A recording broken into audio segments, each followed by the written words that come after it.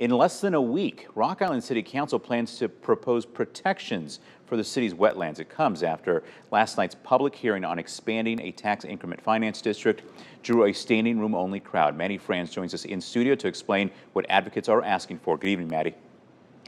Hey, John. Those environmental advocates worry the expanded TIF district would invite development on the more than 500 acres of wetlands the city owns. They also say a proposed cannabis dispensary and gas station near the wetlands would disrupt a bald eagle roosting site. Two aldermen say they also want to keep those wetlands undeveloped.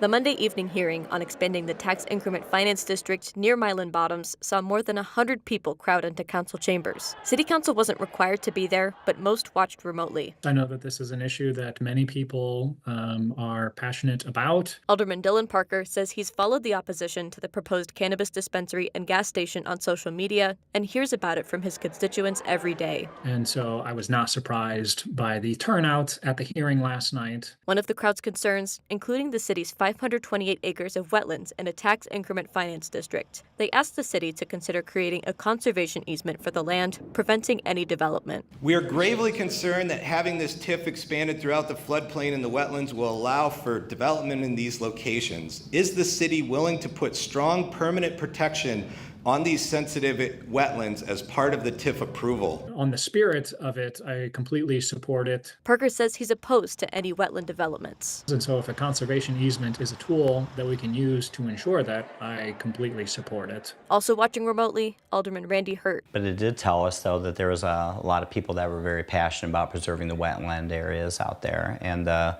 roosts for the eagles. He says city council will propose that easement Monday at the next meeting. And I'm in support of that because I do think that, we do need to find a way to offer some protection for those areas.